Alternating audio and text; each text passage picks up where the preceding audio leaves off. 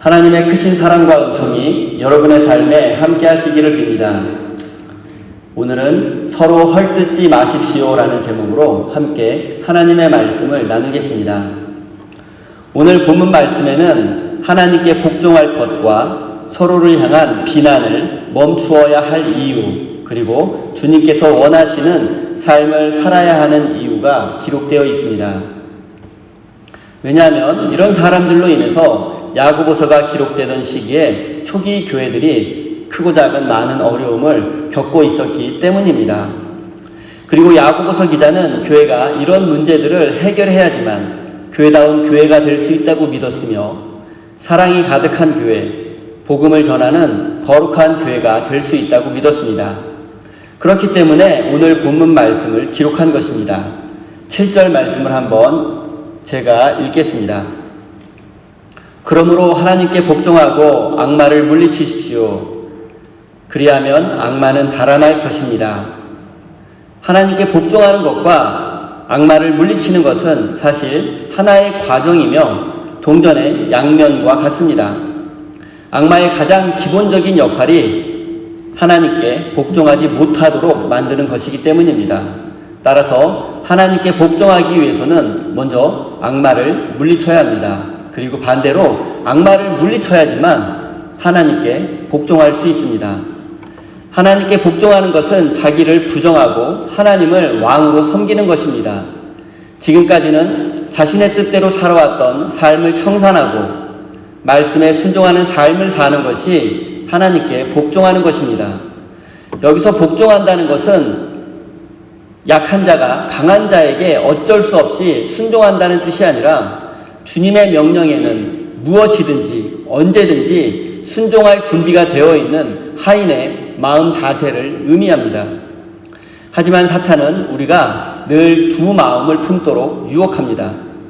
하나님을 아예 섬기지 말라는 것이 아니라 하나님을 섬기면서 동시에 세상도 섬길 수 있다고 말합니다.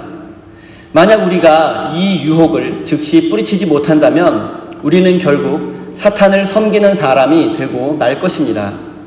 왜냐하면 하나님과 사탄을 동시에 섬길 수는 없기 때문입니다. 신앙은 하나님과 사탄 사이에서 둘 중에 하나를 선택하고 그것을 인생의 주인으로 섬기는 것입니다.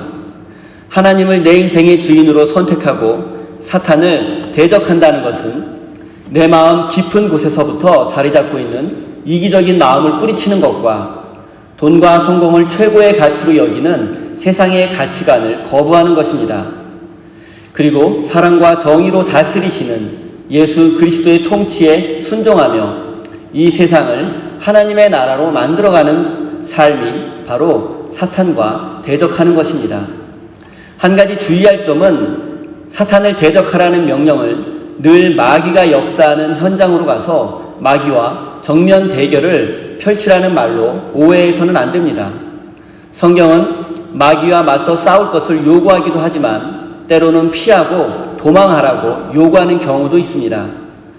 또는 대적 기도와 같은 것을 통해서 삶의 모든 영역에서 귀신과 싸워 이겨야 한다고 주장하는 만이교적 이원론에 빠져서도 안 됩니다. 우리의 영적인 싸움은 하나님을 더 많이 사랑하기 위한 싸움이고 하나님을 더 신뢰하는 싸움입니다. 그리고 하나님과 우리와의 관계가 더 깊어질수록 우리를 향한 사탄의 지배력과 영향력은 줄어들게 될 것입니다. 그리고 결국에는 사탄은 우리의 모든 삶의 영역에서 힘을 잃고 패배하고 말 것입니다. 사랑하는 성도 여러분, 하나님을 사랑하고 신뢰하는 마음으로 사탄의 권세를 무너뜨리고 이 땅에 하나님의 나라를 만들어가는 믿음의 사람이 되시기를 바랍니다. 8절입니다. 하나님께로 가까이 가십시오. 그리하면 하나님께서 가까이 오실 것입니다. 죄인들이여 손을 깨끗이 하십시오. 두 마음을 품은 사람들이여 마음을 순결하게 하십시오. 야고보서 기자는 우리에게 하나님께로 가까이 나아가라고 명령합니다.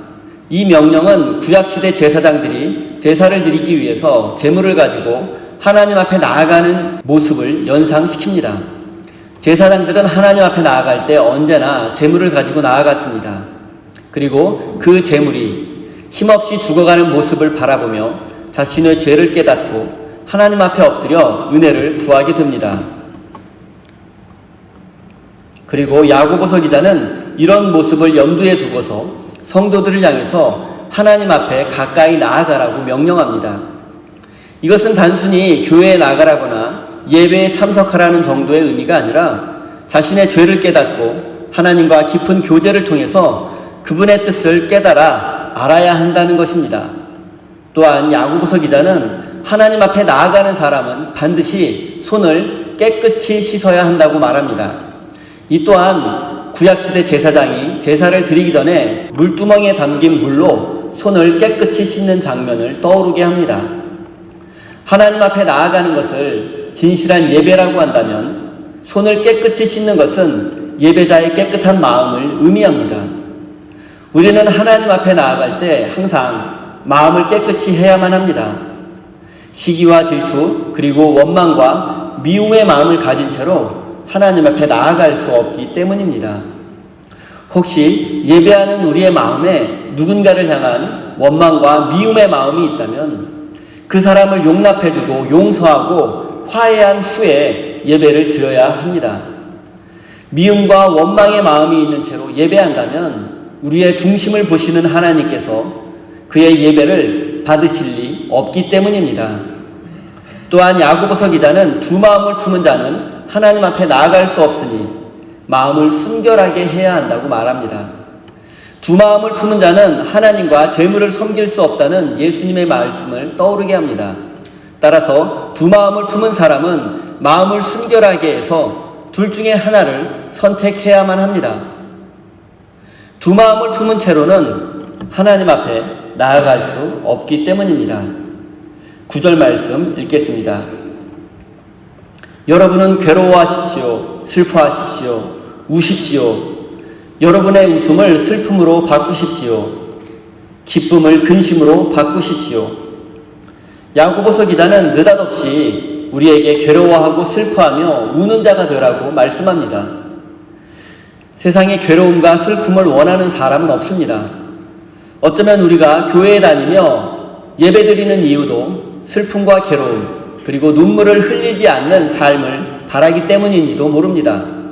그럼에도 야고보서 기자가 우리를 향해서 괴로워하고 슬퍼하는 자가 되라고 말씀하신 이유가 무엇이겠습니까? 이 말씀을 올바로 이해하기 위해서는 앞에 8절의 내용과 연결해서 해석해야 합니다. 8절은 하나님께 가까이 가고 손을 깨끗이 한 사람 그리고 마음을 순결하게 한 사람에 대해서 이야기하고 있습니다. 이런 사람은 자신의 죄를 깨닫고 회개의 눈물을 흘리며 자신의 죄에 대해서 아파하고 괴로워할 수밖에 없습니다. 지금 우리가 기뻐하고 즐거워할 때가 아니라는 것입니다. 지금은 우리가 죄를 깨닫고 회개의 눈물을 흘리며 하나님 앞에 서야 할 때라는 것입니다. 이 말씀은 기독교인은 기뻐하거나 즐거워해서는 안 된다라는 것이 아니라 하나님의 백성에게 무엇보다 중요한 것은 자신의 죄를 깨닫고 그 죄로 인해서 아파하고 회개하며 하나님의 사람으로 거듭나는 것입니다. 그래서 야고보서 기자는 우리에게 괴로워하고 슬퍼하는 사람이 되어서 하나님이 기뻐하시는 새 사람으로 변화되어야 함을 말씀하고 있는 것입니다. 그리고 이 세상에서 우리가 기뻐하고 즐거워하며 축복이라고 여기는 것들이 무엇인지 한번 생각해 보십시오. 그리고 만약 우리가 축복이라고 여기는 것들이 하나님 없는 삶을 통해서 얻어진 것이라면 우리는 그것을 기뻐하고 즐거워해서는 안 됩니다. 하나님을 떠난 삶을 통해서 얻은 세상의 것들을 축복으로 여겨서는 안 됩니다. 오히려 우리는 그런 것들로 인해서 슬퍼하고 괴로워하며 눈물 흘릴 줄 알아야 합니다. 또한 괴로워하고 슬퍼하며 눈물 흘리라는 말씀은 또 다른 의미가 있습니다. 그것은 우리가 인생 속에서 뜻하지 않게 경험하게 되는 괴로움과 슬픔, 그리고 그로 인해서 흘리는 눈물이 인생의 아픔이요 고통인 것은 분명한 사실이지만 그 아픔과 고통이 우리를 하나님께로 더 가까이 인도하는 것도 사실입니다. 우리는 이런 인생의 아픔과 고통을 통해서 하나님의 뜻을 깨닫기도 하고 예상치 못했던 하나님의 사랑과 은혜를 누리기도 합니다. 사랑하는 성도 여러분, 충분히 괴로워하고 슬퍼하고 눈물 흘리십시오. 그리고 그 인생의 아픔을 통해서 더 깊은 하나님의 사랑과 은혜를 누리고 복된 인생이 되시기를 바랍니다. 10절 말씀입니다. 주님 앞에서 자신을 낮추십시오. 그리하면 주님께서 여러분을 높여주실 것입니다. 하나님 앞에서 자신을 낮추는 사람을 겸손한 사람이라고 말합니다. 그리고 하나님은 겸손한 사람을 높여주신다고 야고보서 기자는 말씀하고 있습니다. 우리가 잘 알고 있는 것처럼 겸손의 반대말이 교만입니다. 그리고 교만을 믿음의 관점에서 바라본다면 하나님의 뜻에 순종하지 않는 것입니다. 신앙생활을 하다 보면 때로는 믿음이 좋거나 강하다고 하는 사람들 중에도 교만이라는 몹쓸 병에 걸린 사람들을 보게 됩니다. 이런 사람들의 특징은 기도 많이 하는 것과 성경에 대한 지식을 은근히 자랑하는 것입니다. 또한 내가 기도해 봤는데 하나님께서 나에게 이렇게 말씀하셨다라고 말하며 자신이 하나님과 특별한 관계에 있음을 과시하기도 합니다. 그리고 이런 사람들이 빠지기 쉬운 함정은 자신의 믿음을 자랑하다 보니 자연스럽게 남의 믿음을 깎아내리게 된다는 것입니다. 그리고 영적인 우월감에 빠지기 쉽다는 것입니다. 그럼 우리가 어떻게 해야 교만이라는 이 병에서 고침받을 수 있을까요? 무엇보다 중요한 것은 자신이 교만이라는 병에 걸렸다는 사실을 깨닫는 것입니다. 인정하는 것입니다. 자신이 이 병에 걸렸다는 사실을 모르거나 인정하지 않는다면 치유받을 수 없고 고침받을 수 없기 때문입니다. 교만한 사람의 또 하나의 특징은 교만한 사람을 싫어한다는 점입니다. 자신이 교만하다는 것을 모르는 사람은 주변의 교만한 사람을 향해서 비난하고 정죄하고 그들과 어울리려 하지 않습니다. 교만한 사람은 환영받지 못하고 외면당하기 때문에 언제나 외로울 수밖에 없습니다. 교만한 사람은 일반적으로 자기 중심적이며 남을 배려하거나 존중하지 않기 때문에 교만한 사람도 교만한 사람을 매우 싫어합니다. 그리고 아이러니한 것은 교만한 사람도 겸손한 사람을 좋아한다는 것입니다. 왜냐하면 겸손한 사람은 자신을 낮추고 남을 높여주기 때문입니다. 저는 개인적으로 믿음 생활을 하며 가장 어렵고 힘들게 느껴지는 부분이 바로 겸손과 관련된 문제입니다. 저는 겸손한 사람이 된다는 것이 무척 힘든 일이라고 생각합니다. 어쩌면 제 인생에 제가 만족할 정도로 겸손한 사람이 된다는 것은 불가능할지도 모르겠습니다. 겸손한 사람이 되고 싶지만 때로는 마음속에서 교만에 대한 욕구가 강하게 올라올 때가 있습니다.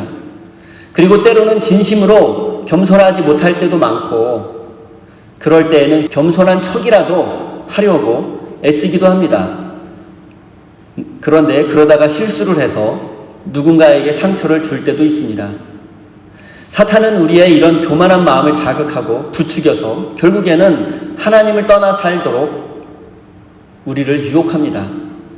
사탄은 항상 우리에게 끊임없이 속삭입니다. 너만 손해보면 어떡해? 그런다고 다른 사람들이 알아주기나 할 것 같아? 네가 그런다고 세상이 변할 것 같아? 그 사람이 너를 먼저 무시했잖아. 사탄은 우리에게 이런 말들을 끊임없이 속삭여서 우리가 하나님을 떠난 삶을 살도록 유혹합니다. 그리고 우리가 겸손한 사람이 되려는 노력을 멈추게 하고 겸손에 대한 열망을 꺾어버리려고 합니다. 하지만 우리는 어떤 경우에도 겸손에 대한 노력과 열망을 포기해서는 안 됩니다. 왜냐하면 하나님 앞에서 겸손한 사람만이 사람 앞에서도 겸손할 수 있기 때문입니다.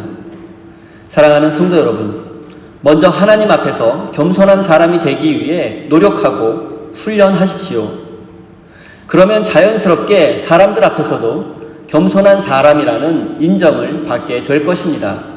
또한 하나님은 겸손한 사람을 높여주시겠다고 약속하셨습니다. 사랑하는 성도 여러분, 우리가 하나님처럼 되려는 교만에 빠져 있을 때 하나님은 인간이 되어서 이 땅에 오셨습니다.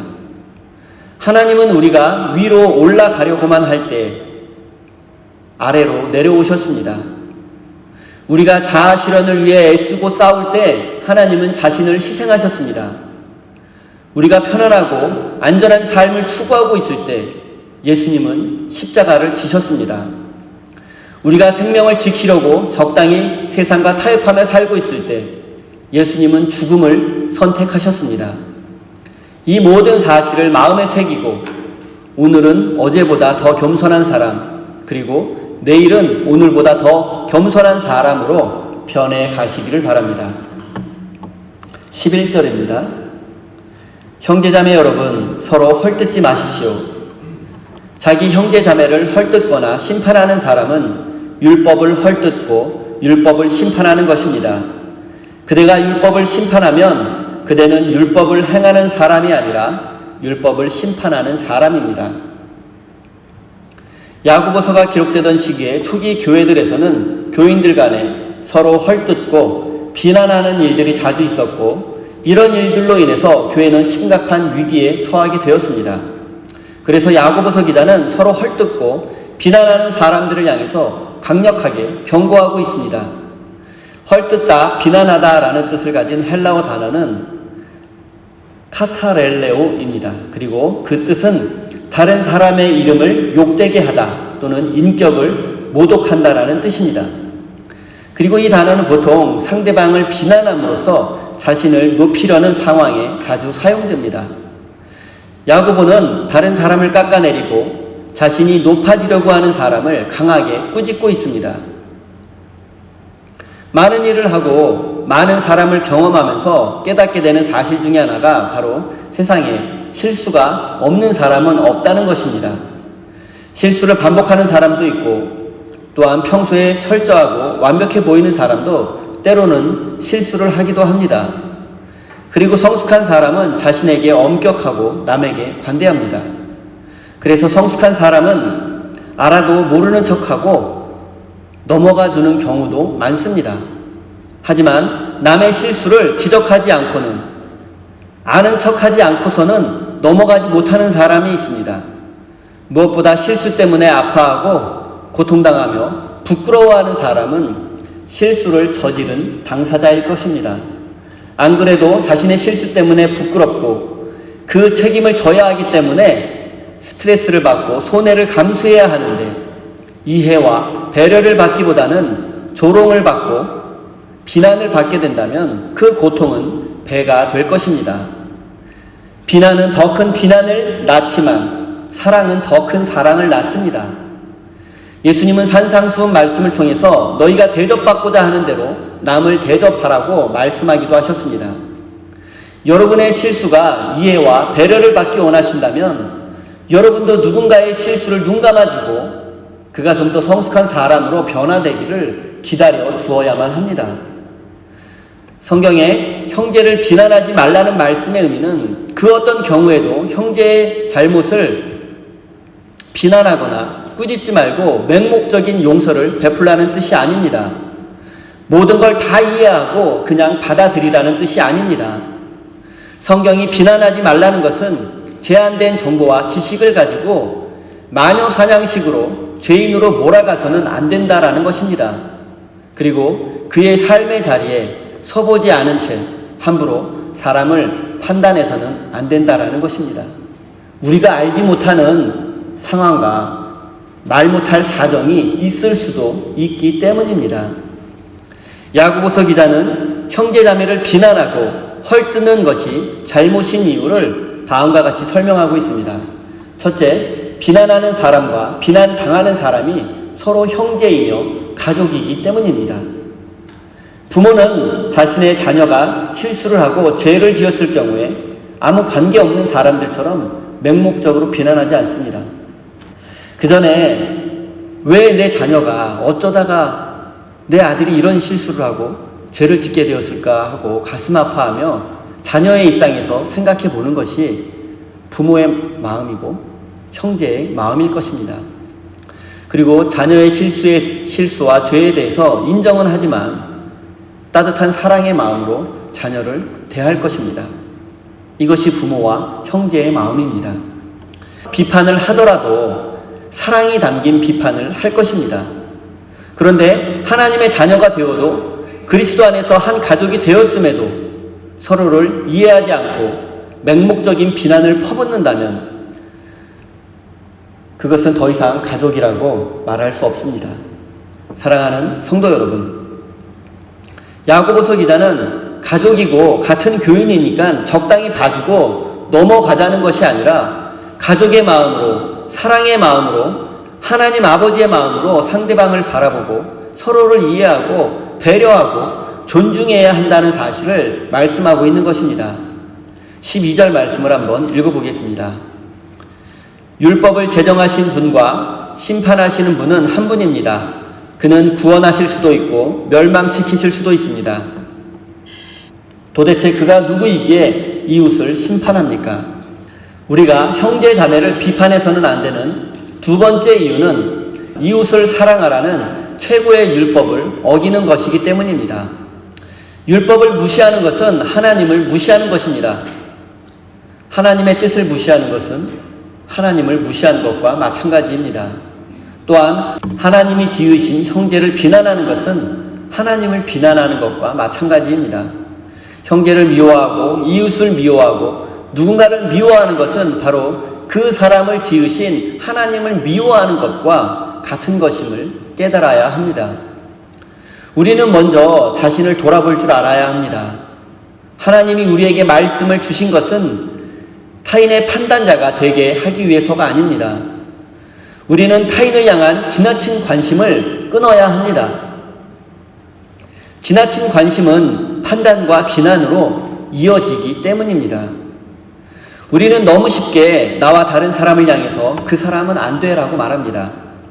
조금 교양이 있는 분은 겉으로는 말하지 않지만 마음속으로는 이미 그 사람을 죄인이라고 판결 내린 지 오래인 경우도 많습니다. 형제와 이웃의 잘못과 죄를 판단하는 것은 오직 하나님이 하실 일이기 때문입니다. 우리는 사사로이 누군가를 평가하고 판단하고 정죄하고 비난해서는 안 됩니다. 우리를 판단하고 심판하는 것은 오직 하나님이 하실 일이기 때문입니다. 사랑하는 성도 여러분, 우리는 누군가를 비난하고 정죄할 자격이 없는 자들입니다. 죄인지 아닌지 분별할 능력이 없다거나 모든 상황에서 시시비비를 가리지 말라는 뜻이 아닙니다. 상대방의 상황을 고려하지 않고 일방적으로 판단하고 죄인으로 낙인 찍고 차별해서는 안 된다라는 뜻입니다. 왜냐하면 우리는 가능성 없는 악한 죄인이었음에도 하나님께서 조건 없이 우리를 사랑해 주셨고 은혜를 주셨고 기회를 주셨기 때문에 우리와 같은 사람들에게 조건 없이 사랑과 용서를 베풀 수 있어야만 합니다. 이것이 바로 우리를 향하신 하나님의 뜻이기 때문입니다. 사랑하는 우리 세임교회 성도 여러분, 형제와 이웃을 향한 비난과 판단을 멈추는 것이 하나님의 뜻임을 깨달으시기 바랍니다. 그리고 서로 사랑하고 존중하며 서로의 무거운 짐을 나눠지고 섬기며 헌신하는 믿음의 사람이 되시기 바랍니다. 그럴 때 여러분을 통해서 하나님께서 일하실 것이고 하나님의 능력과 성령의 역사가 우리 가운데 넘쳐나게 될 것입니다. 여러분의 삶과 우리 세임교회 가운데 하나님의 능력과 성령의 역사가 가득하기를 예수님의 이름으로 축원드립니다. 기도하겠습니다. 하나님, 우리는 지금까지 하나님과 세상 사이에서 방황하며 갈등하며 두 마음을 품은 채로 살아왔습니다. 하나님과 재물을 동시에 섬기면서도 그 사실을 깨닫지 못했고 그것이 죄라는 사실도 외면하며 살아왔습니다. 하나님, 이제 우리의 마음을 깨끗이 하여 온전히 하나님만을 인생의 주인으로 섬기며 살아갈 수 있도록 인도해 주십시오. 무엇보다 우리의 죄를 깨닫게 해주시고 우리의 죄로 인해서 슬퍼하고 눈물을 흘리며 진정으로 회개할 수 있도록 도와주십시오. 하나님, 우리 세임교회 성도들이 서로를 비난하고 판단하는 어리석은 자들이 되지 않도록 지켜주시고 서로 다른 생각과 가치관을 뛰어넘어 다양성 속에서도 일치를 추구하며 성령께서 하나 되게 하신 것을 힘써 지키는 거룩한 믿음의 사람이 될 수 있도록 크신 은혜 내려 주십시오. 사랑의 하나님, 우리 세임교회 성도들이 하나님을 사랑하는 마음과 우리 교회가 건강한 교회로 세워져 가기를 바라는 마음을 담아 소중한 예물을 올려드립니다.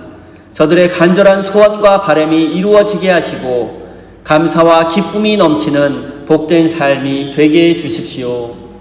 사랑하는 성도들이 눈물로 씨를 뿌리며 열심히 수고한 충분한 대가를 얻고 풍성한 열매를 거둘 수 있도록 축복해 주시고 하나님 아버지의 마음으로 섬기는 삶을 살 수 있도록 모든 상황과 형편을 넉넉하게 해 주십시오. 예수님의 이름으로 기도드립니다. 아멘.